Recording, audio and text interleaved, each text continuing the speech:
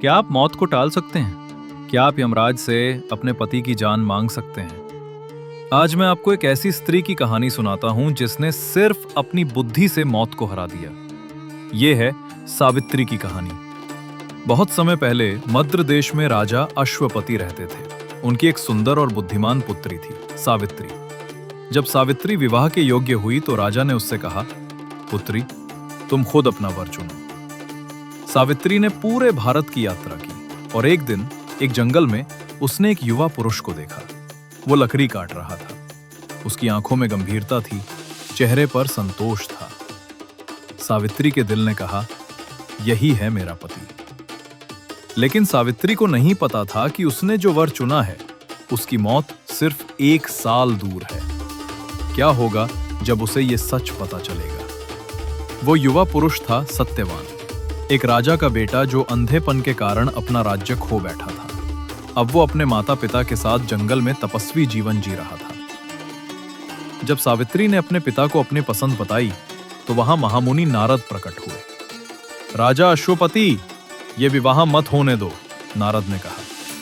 सत्यवान में सब गुण हैं, साहस, दयालु, सत्यवादी, लेकिन उसकी कुंडली में एक भयंकर दोष है। राजा घबरा गए। कैसा दोष मुनीश्वर?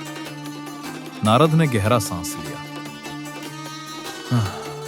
आज से ठीक 1 साल बाद सत्यवान की मौत हो जाएगी। यमराज खुद आएंगे उसकी आत्मा ले जाने।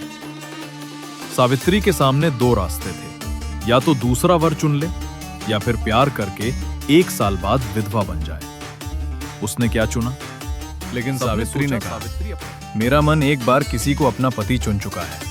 एक सती स्त्री 2 बार वर नहीं चुनती।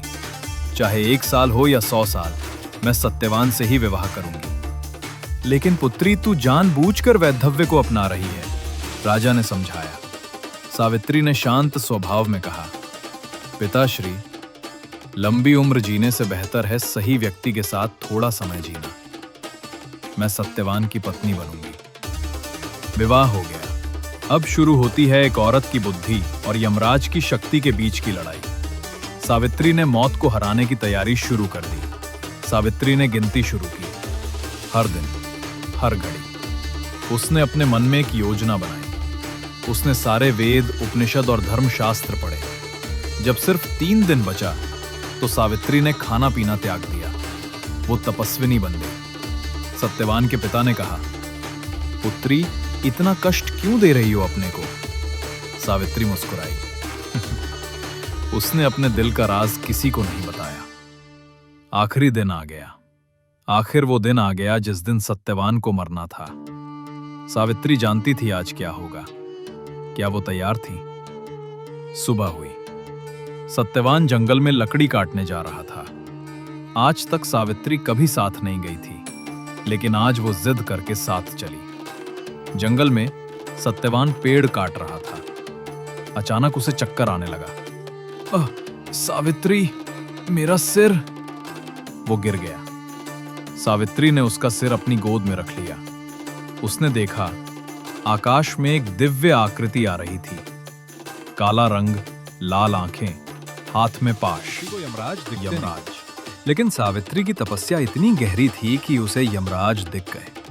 आम इंसान यमराज को देखकर घबरा जाते हैं, लेकिन सावित्री, वो बिल्कुल शांत थी, क्योंकि उसके पास एक योजना थी। यमराज ने सत्यवान की आत्मा निकाली, उनके पीछे चलने लगे। जैसे ही वो स्त्री, तुम वापस जाओ। तुम्हारा काम सत्यवान के शरीर के साथ है, आत्मा के साथ नहीं, यमराज ने कहा। प्रभु, जहां पति जाए वहां पत्नी का जाना स्वाभाविक है, सावित्री ने उत्तर दिया। यमराज प्रभावित हुए। तुम्हारा समर्पण देखकर मैं प्रसन्न हूं। मांग लो एक वरदान, सिवाय सत्यवान के जीवन के। सावित्री का पहला दांव चला, लेकिन ये तो सिर्फ शुरुआत थी। देखिए कैसे उसने यमराज को अपने शब्दों के जाल में फंसाया। सावित्री ने कहा, मेरे ससुर अंधे हैं और राज्य खो चुके हैं। उन्हें फिर से दृष्टि और राज्य मिले। तथास्तु। यमराज ने वरदान दिया और आगे बढ़े, लेकिन सावित्री फिर पीछे चलने लगी। यमराज हैरान हुए। स्त्री, मैंने तुम्हें वरदान दिया, अब तुम वापस जाओ। महादेव, जहां मेरा पति जा रहा है वहां मेरा जाना स्वाभाविक है और एक पत्नी का धर्म है कि वो पति का साथ ना छोड़े। यमराज फिर प्रसन्न हुए। तुम अद्भुत हो, एक और वरदान मांगो। 2 वरदान मिल चुके थे, लेकिन सावित्री का असली खेल अभी बाकी था। अब वो यमराज को ऐसे मोड़ पर ले जाएगी जहां उन्हें हार माननी पड़ेगी।